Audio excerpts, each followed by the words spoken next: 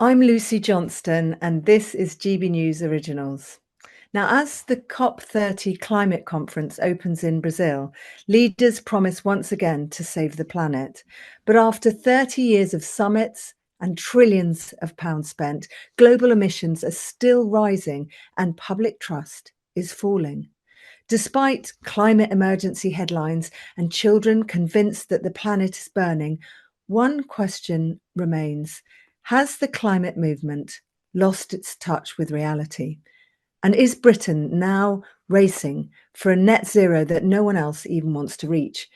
To explore that, I'm joined by Professor Mike Hulme, one of the UK's leading climate change scientists, whose work has questioned how fear and belief have replaced reason in the climate debate. Welcome, Professor Hulme. Thank you so much for joining us today. Oh, very welcome.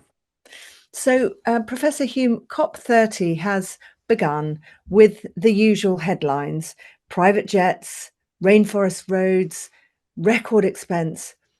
Do you think this is real progress, or do you think it's a bit of political theatre?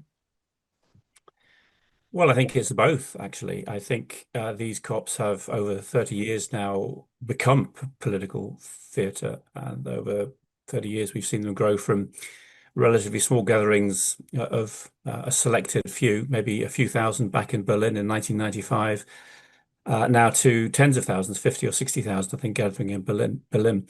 So I think that they have grown. They've become more theatrical. They've become more performative. Clearly, the world of media and communications has changed over this period of time. So every word that is spoken, every gathering that is filmed, travels around the world so everyone sees it. But political theatre is actually partly what this is all about as well. So I don't think the two are contradictory. And I think one way to look at the success or failure of the COPs is to say that over these 30 years, the world has actually changed the way in which it thinks about its energy futures. And I think the COPs have been partly responsible for that. I think also, obviously, there are other factors which we may want to explore as well. But I think the COPs have, in that sense, steered the world into a new energy future. So I think there are successes. But I think theatre is what the COPs are about, and we've got used to that, and I don't think we should be particularly surprised by that. I mean, do you think that they're doing as much good as the expense of it would have us sort of believe? Do you think there's a bit of a contradiction there? Well, there are contradictions everywhere we look, actually, around global politics, and this is sort of partly what is trying to be captured in this idea of sustainable development. You know, the idea that we have to look at social, economic, and environmental factors in relationship to each other. And in my view, you know, that's a nice way of framing the problems. But there are always going to be trade-offs between those three goals. There is no sweet spot that will deliver both social, environmental, and economic perfection. And I think, you know, what you say about some of the contradictions we see at the COP, like, for example, uh, you know, building new roads to service an international conference, that just highlights some of these contradictions, that you can't achieve everything simultaneously. And I think this comes back to the heart of the whole climate issue. Where does climate change fit within that triangle of objectives of sustainability?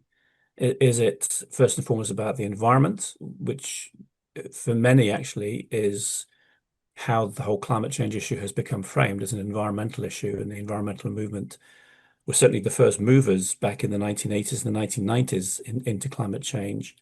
Or is climate change actually an economic challenge first and foremost? And you can look at someone like Nick Stern, the chief economist who produced the Stern Report back in the 1990s, and he clearly framed it as an economic challenge, and the benefits of action outweighed the costs of inaction. But equally, you could frame it as a social problem. And I think in many ways, the recent commentary from Bill Gates the open letter to the delegates going to COP, in a sense, was foregrounding the social dimensions of sustainability. But So Bill I Gates, think yeah, this just is, yeah. for the viewers who may not know and they may not be across this, he recently wrote an essay which effectively said climate doomism is paralyzing. And so I'm wondering, I'm sort of thinking about your opinions. Do you agree with that? And, do you think this apocalyptic talk has taken over the debate? Of course, we're not saying whether there's a problem or not, but the amount of money and effort and what we're doing about the problem is what I really want to explore, and whether in the first instance does that kind of language make it harder to talk about this rationally? Yeah, I've for long been commenting about this. I think my first intervention about the language of climate doomism was 20 years ago. Um, I think there are two things to say about this. One is that, again, if we look at the long history of environmental interventions, certainly in Europe and in North America, the language of apocalypse and endings has never been very far away. There's a very strong millenarian streak within the origins of the environmental movement, and certainly in some of the early years, that trope was introduced into climate discourse. More recently, it's become actually even more ingrained, and I think this has been particularly unhelpful. What do you think about that language? I know we've had a lot of publicity has been given to Greta Thunberg, who said, we're much closer to disaster than we think. I can't remember the exact quote. People are talking about 5 minutes, 1 minute to midnight. There is a lot of that, and people are frightened. What do you think about that urgency? Do you think it's a realistic thing to be saying, or do you think it's a fear tool that isn't based on reality? Well, I think first of all, it's not good science. I don't think the science that we have, the evidence that we have, it suggests that in some sense or other, if we continue to burn through our carbon stocks, the climate is somehow going to disintegrate, or the planet's going to come to an end, or humanity is going to go extinct. That there's no scientific evidence behind that. But clearly, there's evidence that humans are changing the climate, but not in that type of melodramatic fashion. It's also bad communication. It actually, leads people into one of two directions. It either makes them extremely fearful, and this is what we saw particularly on the back of Greta Thunberg's movement in 2017, 18, 19. A lot of young people, teenagers, got very, very scared, thinking literally that the world was ending in 5 or 10 years' time, or it would be too late. It's bad communication from that point of view. But if it's not fear, it induces apathy or cynicism, because these endings are pronounced, and they don't come. And the cry wolf thing, or the prophets of doom forecasting when the world will end, and of course it doesn't, and then they revise their prophecies. Yes. But I just think it's poor science, it's poor communication. It has a short-term hit, it gets media headlines, and it galvanizes an emotional wave of response. But actually, climate change isn't that sort of a problem. It's not and this is why, again, I'm against the idea that we should declare climate change as an emergency. Climate change isn't that sort of thing. Climate change is a long-term transformation that humans have introduced into the planet through burning fossil fuels. It's not going to be eradicated, it's going to be managed. And the emergency, if you want to call it an emergency, we will be living in an emergency for the foreseeable generations. And I just don't think that's a very helpful way of thinking about the politics of this. Well, as you mentioned, the politics of it. So, I mean, the fear potentially has, I don't know whether you think it's become a policy tool, but what we're doing about it, and I know you're not necessarily specializing in sort of economics and politics, but the things that we're doing here, which is green subsidies, we're talking about, new boilers for people, we're talking about loads of different policies that actually will impact poorer people. Do you think those things are helpful and are going to help sort of reduce our emissions and have an impact on climate? Or do you think that we should be doing something else because it will do more harm than good? Well, if we're just thinking about the UK for a moment, For a moment, yeah. yeah, okay. So I think absolutely goals of decarbonising our energy economy are good goals. They're necessary goals. There are many co-benefits of decarbonising our energy system here in the UK. We've done that very successfully, actually, over the last 30, 35 years. Our emissions are 60% lower already than they were in 1990. I think the problem comes, and this is again what have been arguing against, is this idea of artificial deadlines, the idea of a cliff edge, the idea that actually something bad will happen if 1.5 degrees is exceeded, or now the associated deadlines that comes out of the net zero framing that Britain has got to go net zero by a particular date. I think Theresa May put it in as 2050. These are Yeah. artificial deadlines, and I think the problem with these is that they elevate the very specific target, whether it's a temperature target or a net zero target, they elevate these targets above everything else. And so the only thing that matters are policies that will help you deliver on that very, very narrowly defined target. And I think and here again, we're back to trade-offs, around the whole question of sustainability, social, economic, and environmental. The danger of framing climate change in the way it has been is that the environmental targets have been elevated and trump any other type of thinking, whether it's about the economy, whether it's about affordability, whether it's about the social distributional effects of particular policies. I mean, And just talk a little bit more about that. People would say, well, it's doing good. And so I mean, just bluntly, what is the impact of these policies? We do have huge energy prices, which some experts have said, electricity anyway, is at least half of it's down to the kind of green subsidies and net zero.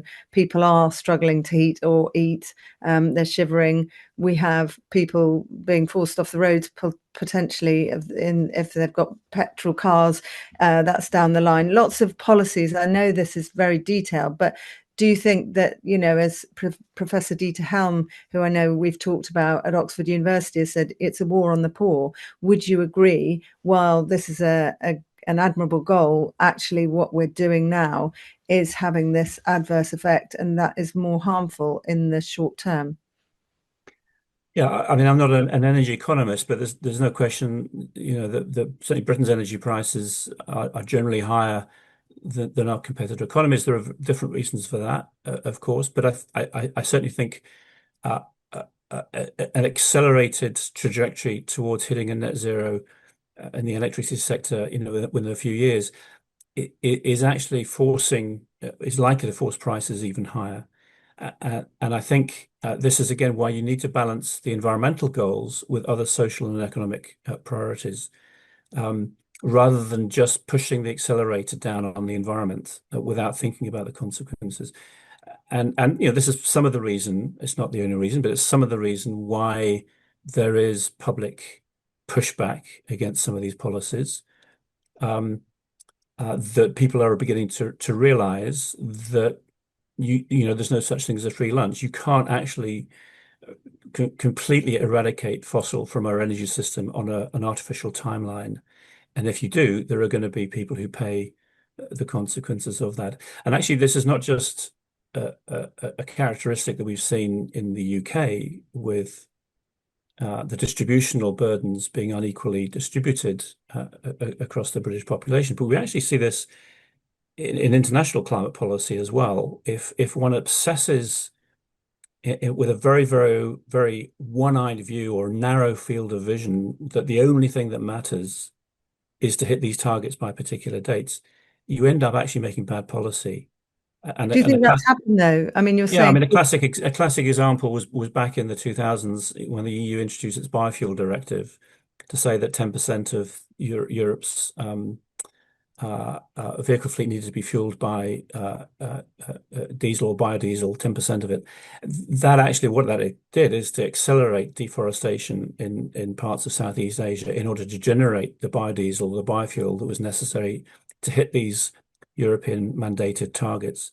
The people who actually bore the consequence of that were people in the forested areas of Southeast Asia who lost forest, they lost livelihood, and actually, in many cases, some of them were displaced as well. So all I'm saying here is not that we don't need climate policy, but climate policy needs to be framed in a wider context where one's balancing out different concerns. Yes, we're concerned about climate and the consequences of climate change, but we're also concerned about economic security, and we're concerned about social welfare, But we're particularly doing social that. welfare for those people who are least able to bear the costs of the energy transition. I mean, you're saying what you think should happen, but what do you think is happening in the UK? Do you think we are being balanced about it? I know you've inferred that we No, I don't think so. So I think by putting these artificial targets of 5 years, 10 years, whatever, it it's it's putting a straitjacket on the way in which one thinks about policy. Um, so I think what I would suggest is to relax the timelines. You know, decarbonization is a worthy goal, and as I said, we made significant progress in the UK. But the closer you get towards full eradication of fossil, every additional percentage decarbonization becomes just that little bit harder. It's a law of diminishing benefits. Um, so I think relaxing those timelines would, to me, be a sensible move, and that would allow an easier transition to be made, and costs to be distributed better intergenerationally and actually between different social classes. Yeah, yeah.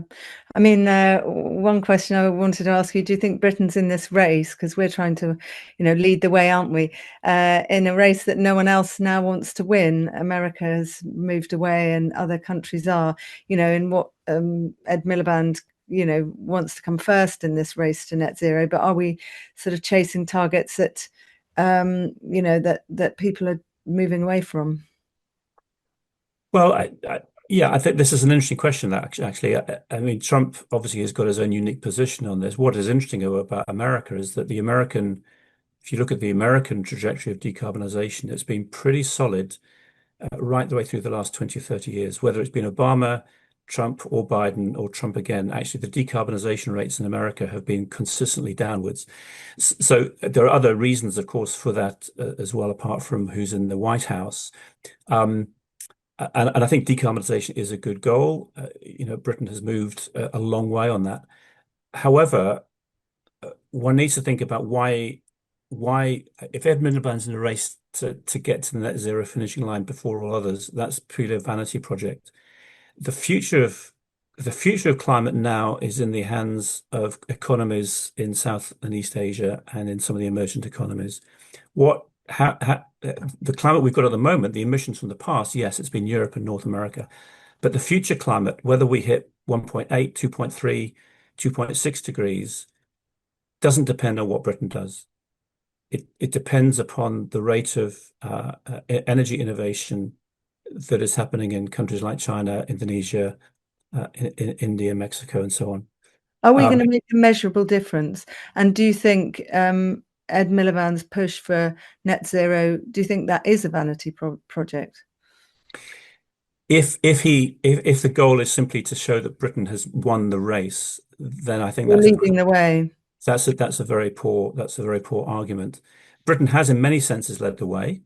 We can go back to the original Climate Change Act in 2008, but But I think what difference does it make if we if lead the yeah, way in this empirical kind of way that we think people are going to follow us? If we did become net zero by 2050, what actual difference would that make to global warming or temperatures? exactly. So this is why focusing simply on these targets is not a very good thing. What It, difference would it it make? I would mean, make very, very little difference to global temperature. like, I mean, what, can you even put a figure on it? Someone said to me 0.1% yesterday when I was having a chat, but I know that was someone who. Britain's emissions are now so tiny relative to global emissions that if Britain hits net zero by 2050, as opposed, let's say, to hitting net zero by 2060 or 2070, it would be indetectable in the global climate system. So if your goal is to try to control global temperature, this is what I say, that the action is taking place in other parts of the world. However, there are other reasons why decarbonisation is a good thing, quite apart from whether it's going to have point one of a degree or 0.0001 of a degree benefit for the globe. But this is why framing this whole question just around these targets is an inadequate way to Yeah. me of designing policy. It's focusing on just one dimension of the whole sustainability triangle. And we need to move away. And this is why the rhetoric around doomism, around emergency, around we've only got 5 more years, particularly over the last, what is it now, 9 or 10 years since Paris, that language, that framing language has actually, I think, been very unhelpful. Yeah.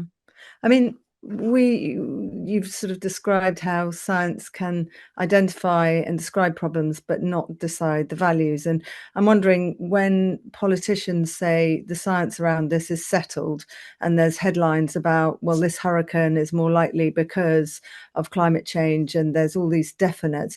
Do you think these slogans about settled science and 99% of scientists agree this, that, or the other, do you think that's also unhelpful, because there should be room for discussion in this? Okay, so I think if we think about science, then I think there are two things to say about this. I mean, the first is that we know very, very well, and it's very, very well established that the basic physics of the greenhouse effect is clear. The more carbon in the atmosphere, there's more heat accumulating, and that is going to reorganize the energy, the climate systems around the world. Humans Are clearly there other factors? I mean, I know Professor Stephen Coonan has talked about sunspots and various other tilt of the earth, other things that influence that. Not to say that carbon emissions. How do we know? I'm not Well, saying that. they have influences, but they're probably at least an order of magnitude smaller than the Okay, emissions of greenhouse gases. So in that sense, you could use the phrase science is settled in that sense. yeah. However, there are many other facets about understanding the climate system that we don't understand, and where the science is clearly not settled. And I think, But what? Yeah, well, sorry. let's think about the future of hurricanes. I mean, it's actually not very clear whether hurricanes are going to become more intense or more frequent, or whether they're going to change their distribution. It actually isn't very clear whether the rates of methane release in the Arctic are going to be relatively trivial as the Arctic warms, or whether they could be quite substantial. What about And wildfires, storms, floods, all of these things that there's some scientists are sort of looking back. I mean, it's difficult, isn't it? And yeah, so, wildfires, a there are lot of many areas. I mean, the point is that there are many areas of science where it is still a moving target. And in that sense, the phrase science is settled is not helpful, because it then begins to close down or to send a chilling effect on those who wish to challenge or to question. Now, I think within the scientific community, a lot of that questioning and challenging goes on all the time. I mean, that is the bread and butter of science, what science is and what science does and what happens in academic and scientific exchange. However, when commentators from outside science begin to talk about everything being settled and apply pressure on certain institutions or journals or scientists to just hold back a little on their critique for the sake of a noble cause, Does that happen then though? this Is becomes that happening? worrying. Because you're inside this and I'm not. Does that happen? I've heard this, that, there's funding there, there's money there. I'm not saying it's because of that, but is there pressure to bear on people from speaking out? And I know we've spoken in the past and we've talked about the COVID debate, and there was a lot of censorship around the discourse on that. And people, it sort of became a moral identity about, whose side were you on? Were you for or against lockdown? Have we turned this debate into another moral identity versus believers versus deniers, which, as you say, is unhelpful, instead I of think, open discussion, yeah, I really? mean, I think some of the pressures are subtle, and I think some of the censorship is self-censorship. Um, But why? Why would you self-censor if you weren't afraid of being cancelled or vilified or having some other repercussions? because again, we're back to how climate change has been framed. It has become too easily characterized by a winner takes all mentality. There are two sides. There are the good guys and the bad guys. The scientists are on the side of the good guys, and we know who the enemies are.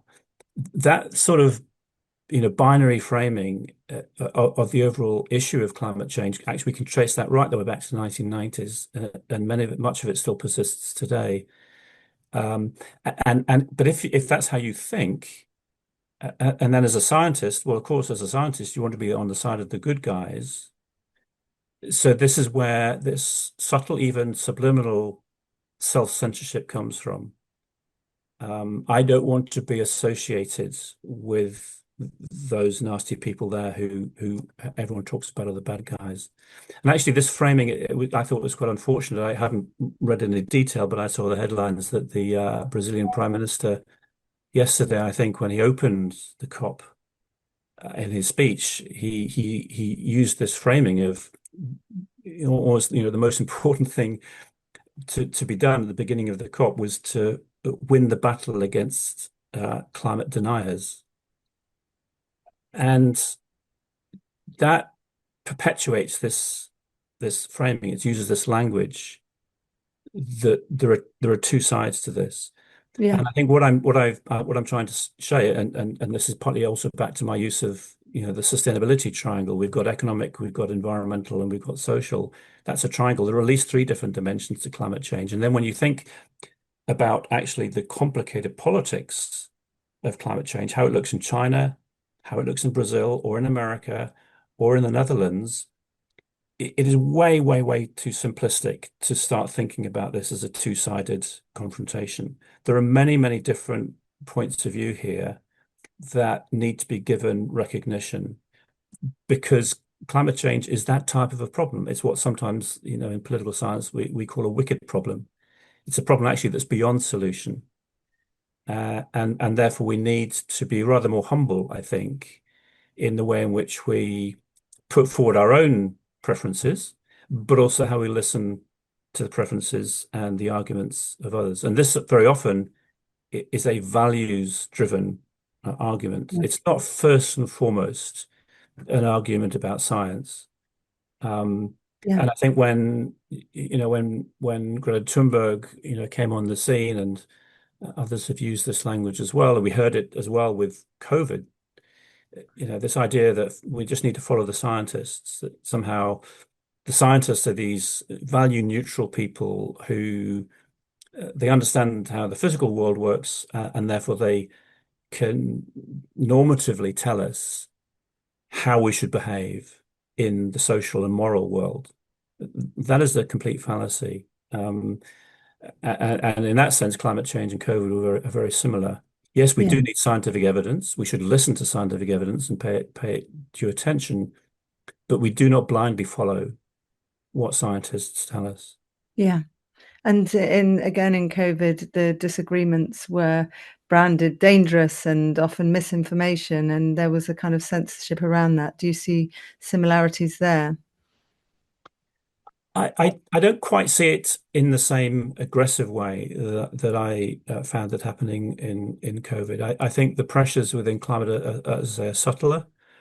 There's perhaps more of a self-censorship. I think, there have been one or two cases that I think have been unfortunate in the way in which the scientific community have perhaps not followed their basic principles in terms of peer review. But I don't think there are What do you that. mean by that? They're not followed their principles in terms of peer review. You mean that there's been bias in literature? Oh yeah, I mean selective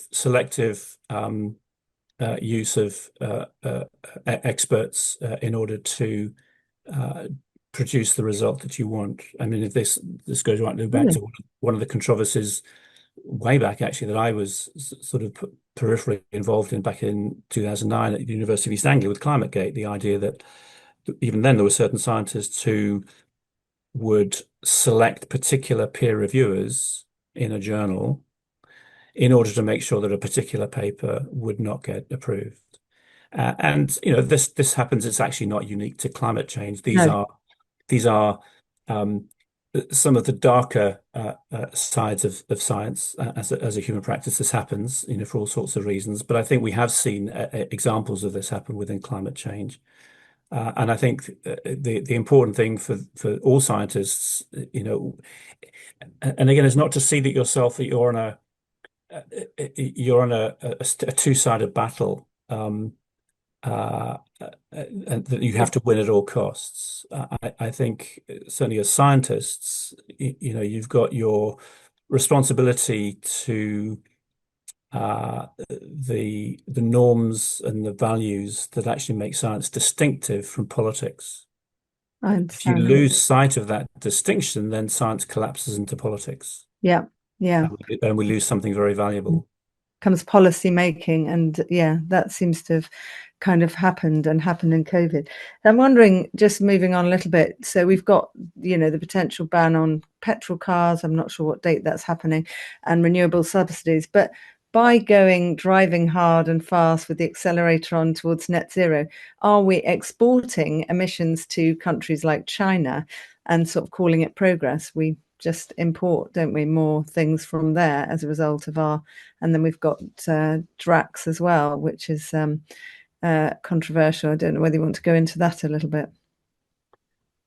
Yeah, the sort of exporting of emissions. I mean, this has been an issue in the way in which we account for national emissions, whether we simply give an account of the emissions that originate within our territory, or whether we should also recognize the emissions that are embodied in goods and services that we import into the UK. And this actually, my understanding is that the European Union will be introducing this this border tariff, carbon adjustment border mechanism in 2027, I think it is, which What, a actually, tax? in Yeah. effect, it's like a tariff. It's putting a tariff on imported goods. But wouldn't that not just put the price onto the consumer, which is another tax on poor people and everyone, but poor people will suffer? Well, what it will do is that the idea is that it would provide an incentive for producers outside the European trading zone to become more energy efficient or carbon neutral in their production processes. And this is a way to try to overcome this idea of offshoring emissions. Um, this is actually quite controversial. It's another form of trade restriction. And I know the Chinese, feel rather aggrieved by this. Um, uh, so I think that, this is another area where the politics of carbon gets snarled up with geopolitics.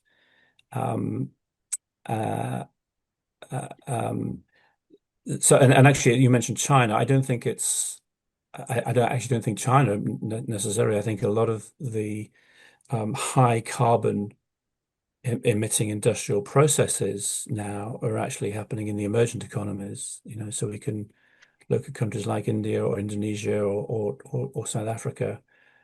But if those countries, India, Indonesia, and South Africa, and China keep expanding coal or fossil fuel burning, does Western climate leadership actually mean anything in practice? I know it's not the same reason why we would move towards a goal of decarbonisation, but what does it actually mean for this 1.5 degree warmer goal? Yeah, so I think the question of leadership then becomes important. What does actually climate leadership mean? Uh, I think 10 years ago it would be quite legitimate for the UK and maybe Europe to see themselves as climate leaders. They certainly were. I mean, not only were the First Nations into high carbon energy systems, but they actually, in most cases, were some of the first countries out of it. And certainly Britain, as I say, with a 60% emissions reduction, has demonstrated that. But I think climate leadership today looks quite different. And I think I would put more of an effort or an emphasis on what Britain can do through its science, innovation, and technology industries. So In research and development into new Yeah, things absolutely. that could And help this is, rather than net zero. Yeah, this is something that Britain, still does have, a yeah, very good reputation for, and certainly at my university in Cambridge and others in the UK, there's a huge amount of new work being done on new materials that are energy efficient, that actually cooling materials that can keep buildings from overheating, new energy systems, whether it's hydrogen or whether it's battery technology. So this actually is a form of leadership but we're that spending. if we look at developing some of the developing countries, actually it's this type of leadership in innovation and technology and technology transfer that probably will have a much more significant impact on carbon emissions and therefore on global temperature than whether or not Britain hits net zero by Yeah, 2050 or 2060. yeah. And that, I mean, I think we're spending billions anyway by 2050 on net zero and on subsidies. So would you want to see at least a proportion of that money go into research and development for new technologies which are greener? Would that be better Yeah, I spent? mean, if I was somewhere hovering around Downing Street, that would probably something I'd be muttering.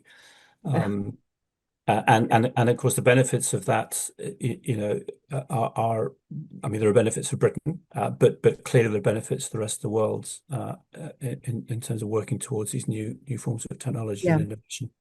Um, yeah, While we're discussing, we talk about the carbon budgets and decarbonisation, and we talk about it in terms of helping poorer countries and how we're going to save them from flooding and that sort of thing. Now, looking at, I think, surveys, priorities for many developing countries is not net zero. That's quite low down. There's disease, there's babies dying, there's lack of water, there's lack of food.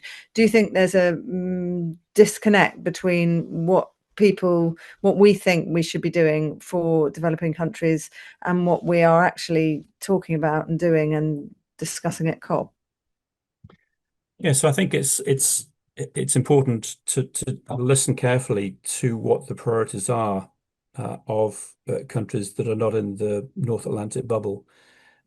And many of those priorities are rather different from ours. For sure, they'll be concerned about potentially their exposure to hurricanes. I mean, hurricanes are damaging things, to flood and drought. However, there are many other concerns and priorities that many of these countries will have. Within the Eurocentric framing of climate change, an awful lot is spoken about the emissions gap. This gap between the emissions reduction promises that countries bring to a COP compared to the emissions that are needed to hit 1.5 or to hit 2 degrees. Many developing countries talk about a different sort of a gap, which is an energy gap, which is simply the need for more energy in order to provide the public health, education, and welfare services that we take for granted Yeah. in the North Atlantic economies. Now, ideally, that additional energy should be sourced from non-fossil, if at all possible, but it's not going to be sourced from non-fossil in the immediate future. There's going to have to Why be at not? least, or People well, would say simply because you can't meet that demand by wind and solar. people say you should, and there's lots of sun in many of these countries and wind. Why can't you? That's often what is said. If we just get the infrastructure in, we should be able to meet that demand, and why not? Okay, well, that's a rather naive saying for if people say that. For sure, there are potentials for wind and solar. We can look across parts of Africa. However, the volumes of energy that we're talking about here, well, two things. One about the volumes of energy, and second, and this is the problem that we also are encountering with embedding renewable energy into our energy infrastructures in the West, which is about grid infrastructures that you can't survive purely on wind and solar. Whatever. You, I mean, No, you'll never have an economy that's 100% wind and solar.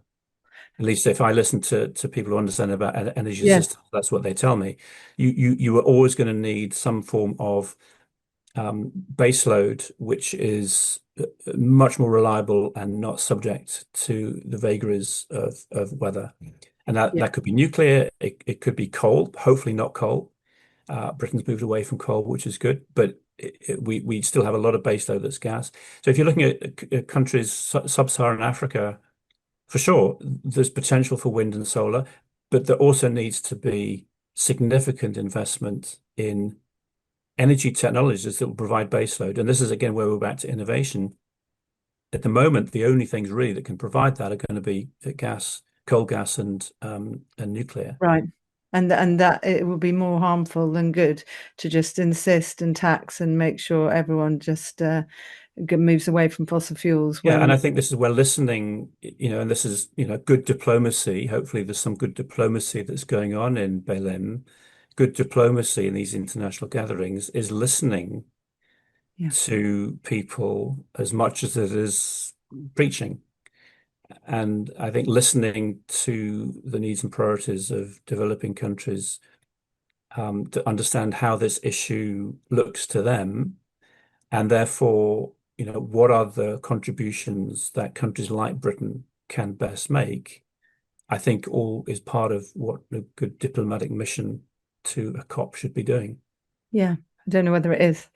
Um, but what if we do warm by 2 or 3 degrees? We haven't met our targets. We've got this sort of, we've come fetish about 1.5. What is 1.5? What does that mean? Is it arbitrary? Does it actually mean anything? And what happens if we warm up by that much? Will we have serious consequences, or can we just adapt? And what's the upshot really? Okay, so a couple of things about this. I mean, it's important to understand, where does 1.5 come from? Even where does 2 degrees come from? I mean, these are politically negotiated targets Based on what?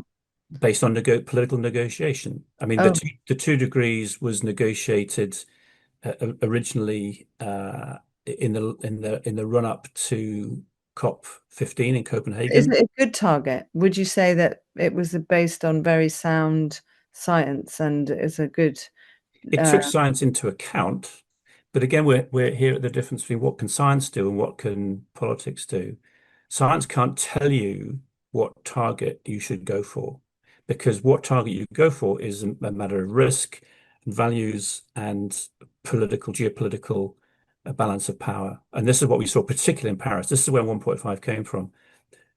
No, very, very little science had ever been done up and before Paris about 1.5. Most scientists thought that that was the the first, yeah. lowest possible target that could be gone for would be 2 degrees. And most people that I knew at the time were astonished that 1.5 had been put on the table, Why? simply because there was no chance that a 1.5 target could ever be met.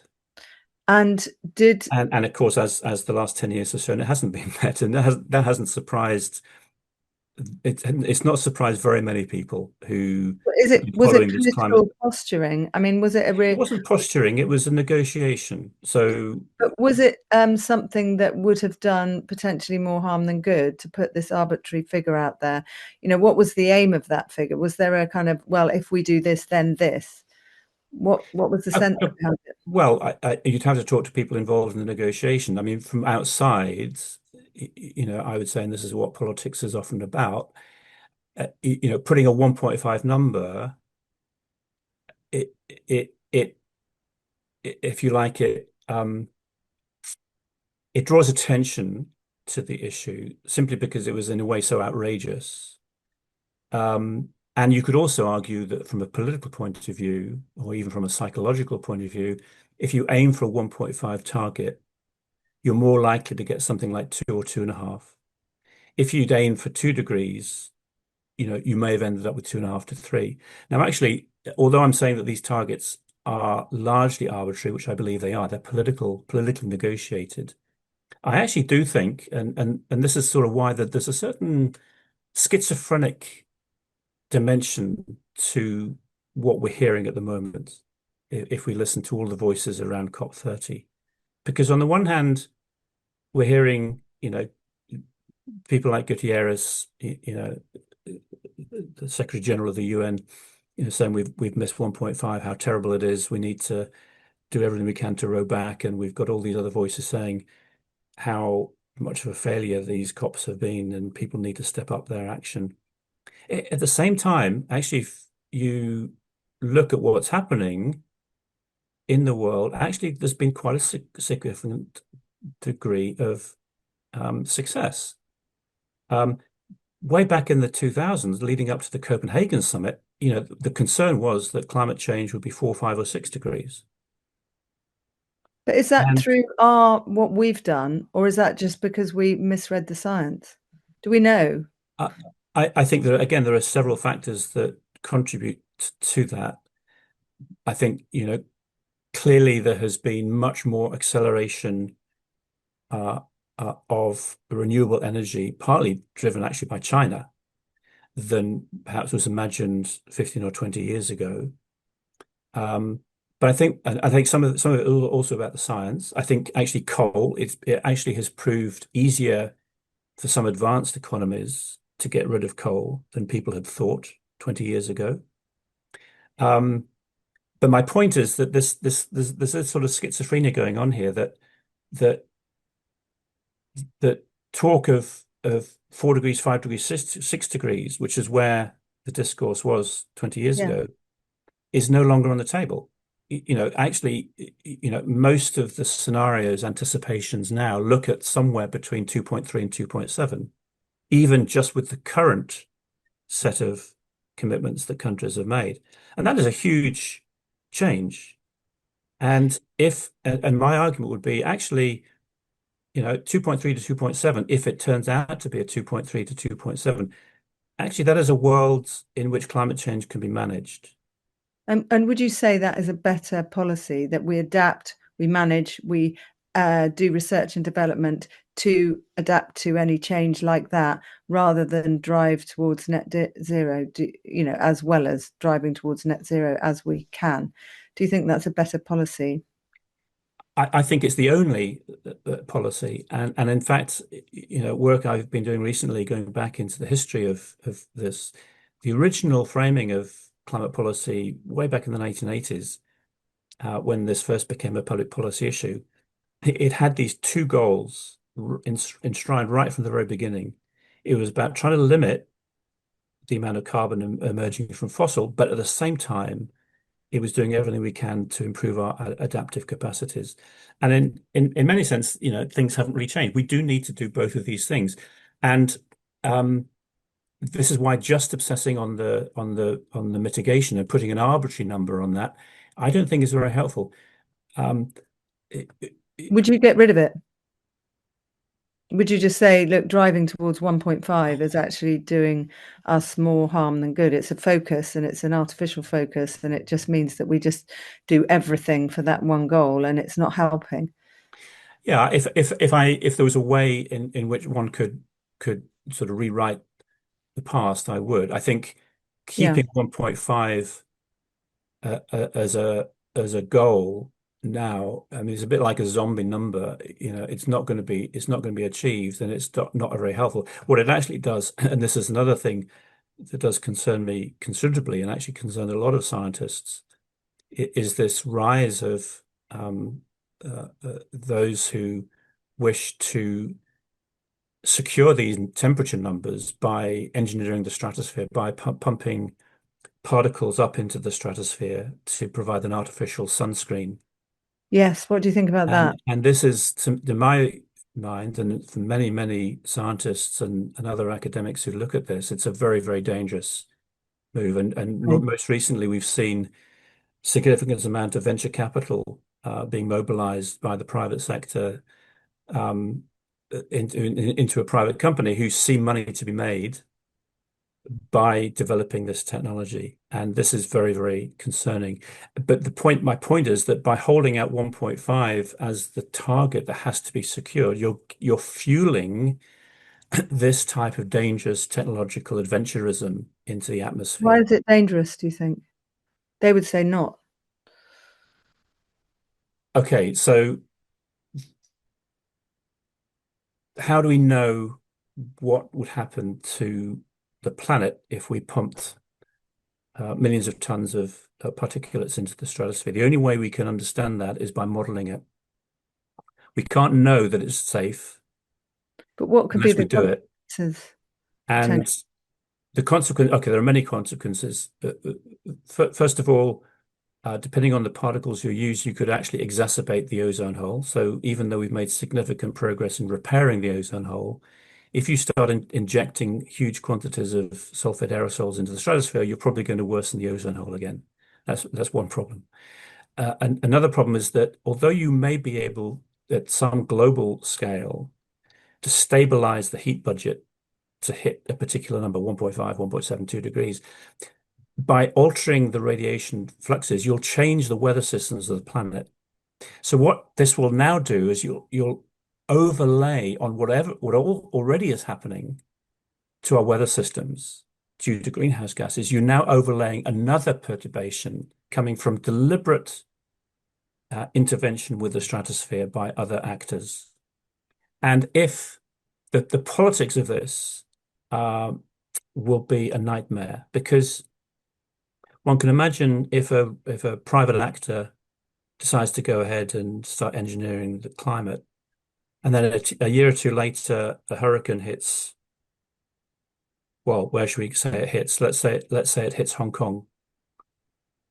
How are you going to ward off the charge that that hurricane hit Hong Kong because of what the private actor was doing?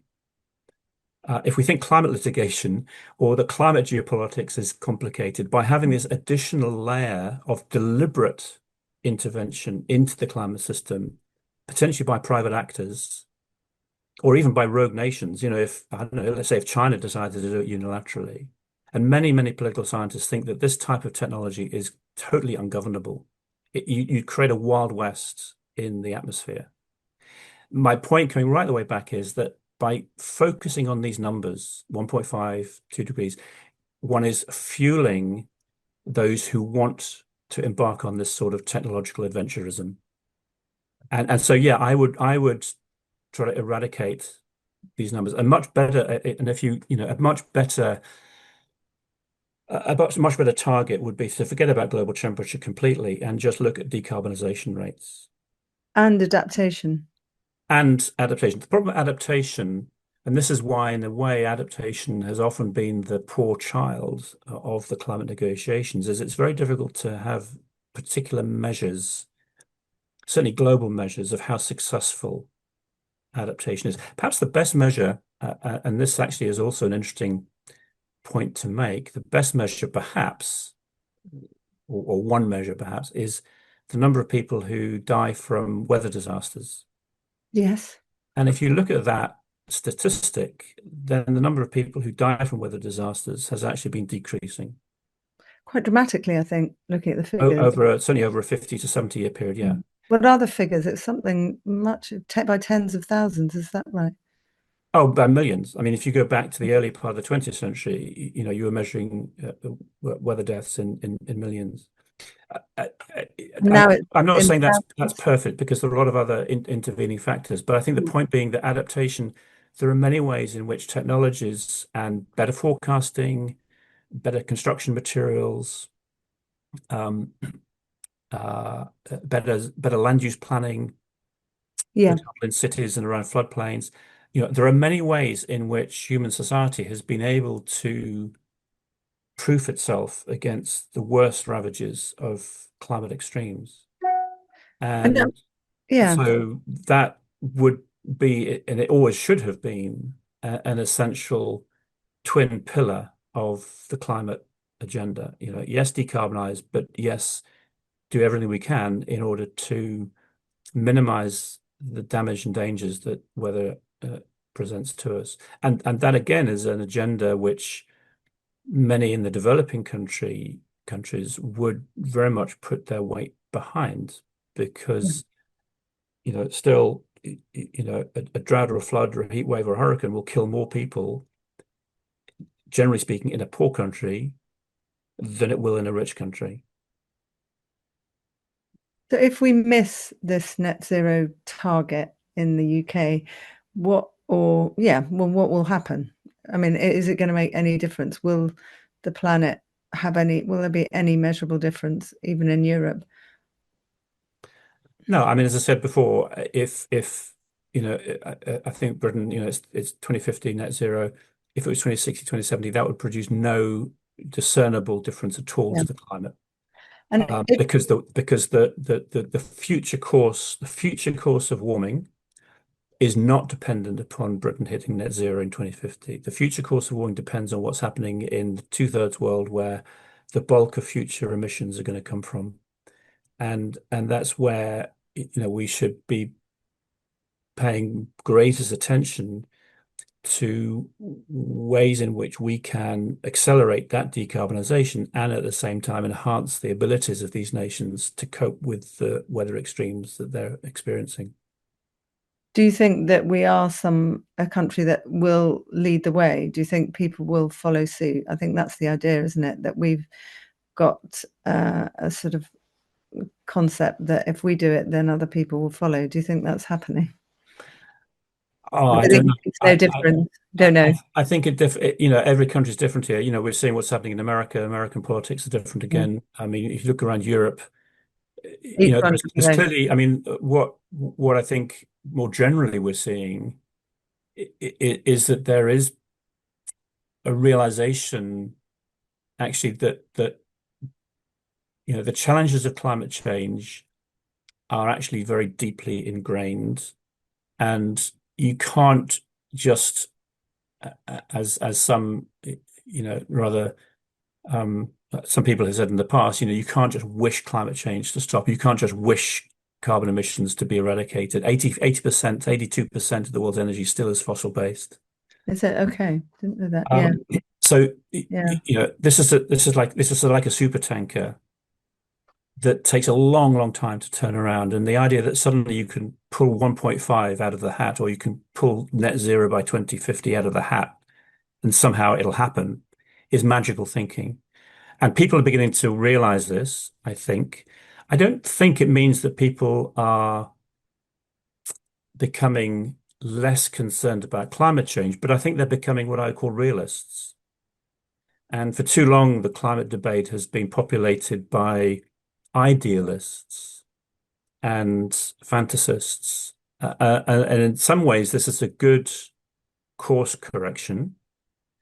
I think the danger is that it completely unravels, everything that we've achieved so far. I don't think it will do that, but I hope a sensible course correction, including here in the UK as well, means that we become much more realistic about what we can do, and what we can assist other nations to do, um, and to do it in a way that, as I said, is not a one-eyed agenda that says we have to do this by a particular date, but recognizes that there are trade-offs.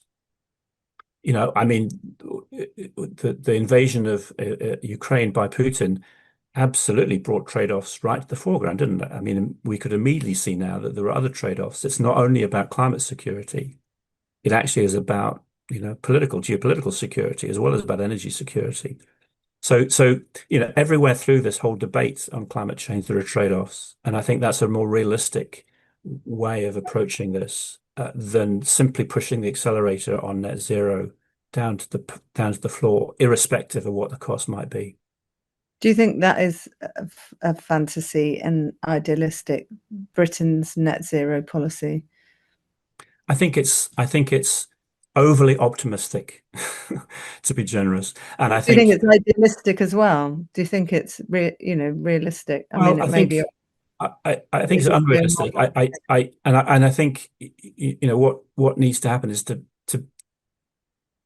as one goes forward to realize actually that it's not going to be as straightforward as one would Yeah, like it to be, and then to make, as I said, to make course corrections as you go along, rather than simply digging your heels in and yes. saying we have to do this at all costs, and if we don't do it, we failed. No, we haven't failed. Actually, I mean, Britain has made very significant strides towards decarbonizing. We can do more. but let's not do it at all costs, and let's pay attention to these other dimensions, the economic and the social, as well as the environmental, in crafting or recrafting sensible Yeah. climate policies that will make a difference, hopefully a good difference, but will not do it at the cost of securing our other goals. Is there any way in which the globe has some kind of homeostasis, and by which, things kind of correct themselves? I know that the um, coral reefs are now, back and in many places in Egypt and doing really well, and other places, I think the glaciers are actually thickening. I mean, I'm obviously not not an expert like you are, but is there anything that the Earth does for itself in this that we don't really understand? Um, well, that's an interesting perspective. I, I, I think what I would say is we don't fully understand all the dynamics that goes on in the Earth. So, for example, you mentioned about ice, Arctic sea ice, although it retreated very substantially in the years up until about 2017, 2018. Over the last 7 or 8 years, it actually has stabilized again. We don't really Yeah, fully understand all of that. There are natural processes at work as well. We can look at coral. Clearly, warmer oceans and more acidic oceans are not good for coral health. On the other hand, coral has got a natural adaptive yeah, capacity. and Um, some has, and yeah, so I think and this is again where humility is a good stance for scientists. Yes, we should say what we believe we have discovered about the world, but we should be very cautious to say that we know everything, and yeah, be willing to be surprised by what happens. Um, so I think there are certain checks and balances. On the other hand, I do think, just going right the way back to the beginning to make sure people don't misunderstand me, I do think that what we are doing and have done by hugely enhancing the concentration of carbon dioxide and other greenhouse gases, it has made a clear difference to the way in which our climate system operates. I don't think yeah, that's it's clear. Yeah, catastrophic. I don't think it's apocalyptic. I think it's manageable, but I do think it's of concern, and I think therefore we should do what we can sensibly to minimize those future emissions.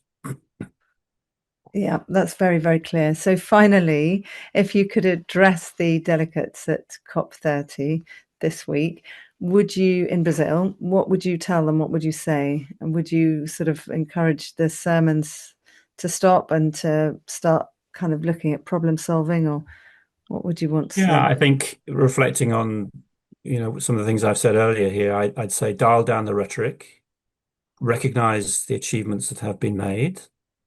I'd say listen to those delegates or those lobbyists who've come to Berlin who are not your natural allies, and listen to their point of view. Understand, what it is about climate change that concerns them, or what it is about net zero policy that concerns them, and listen to different perspectives. There is no one single correct way forward in dealing with climate change. In a world of, 8.5 billion people, 200 countries, many, many different political and religious value systems, we need actually to be paying more careful attention to what other people are saying rather than preaching from pulpits because we know what's best. Brilliant. Thank you so much. So, Professor Mike Hulme, who you were sort of talking about how climate change isn't just about the data and the science, it's about how we choose to interpret it and how we choose to respond to it. It's been absolutely fascinating to talk to you. And this is GB News Originals. Please don't forget to like and subscribe below and download the GB News app, available now in the App Store. Thank you for listening.